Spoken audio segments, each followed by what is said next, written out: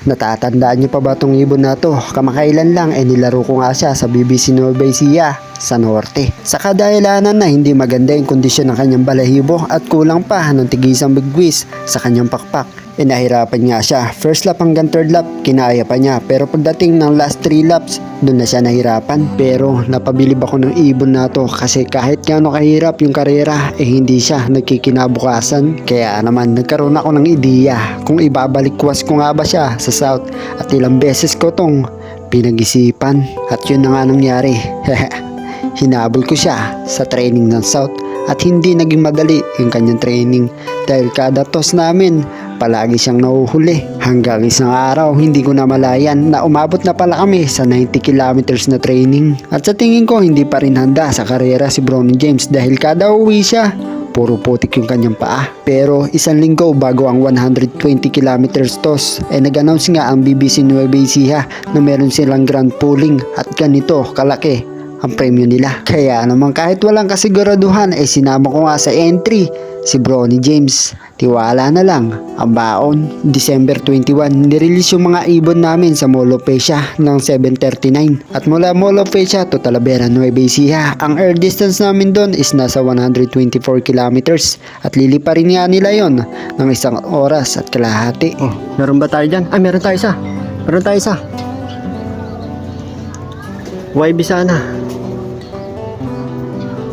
Sumobra pa. Sumobra pa. Yo, tagal naman bumalik. Ang tagal bumalik. Ayun pa siya. Pero ayos. Pang-anim na YB.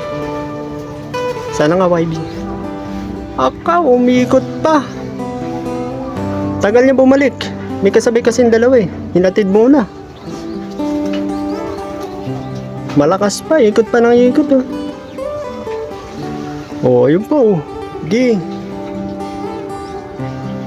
Baba, YB sana. Uy, si Bronny James Yun ang Santa Ana finisher natin. Kaya pala Good job boy. Allbird. Dalawa yung allbird natin Clock muna natin to. At nagulat talaga ako sa performance ni Bronny James. Hindi ko talaga inaasahan yun dahil lumispeed siya na 1056. Sa tingin nyo mga kalapatids, tama kaya yung naging desisyon ko na binalikwas ko siya sa South Race? Kasi marami nagsasabi na itigil na daw si Bronny James dahil finisher na daw siya. At baka lang daw mawala kapag binalikwas ko pa. Pero teka, napansin ko lang ang ganda ng resulta simula nung ginamit ko yung kalapatid feeds Power Flight ni Sir Ronald Gonzales. Napakaganda kasi ng bigs nila, balansyado. Hindi mo na kailangan magdagdag bawas dahil kompleto na. Saan kayo makakarating itong ibon na ito? 2 times na ito, 2 times Santa Ana. Subukan natin sa South.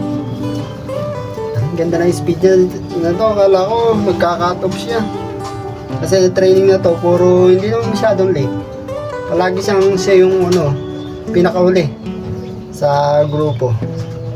Pero nung first lap grand pooling ng BBC 1,000 speed galing ayos naman pala pag may sticker Santa Ana finisher to guys tingnan nyo. Ayan, e-bike sa kaya makakarating to. Tumawid din kaya sa sa tawid dagat. Dalawang tawid dagat namin yata, Katbalogan tsaka Tacloban. Sana kaya sana mapatawid din natin tulad ni 6'9 tsaka ni Bruno. Ay si 6'9 laban ulit yan.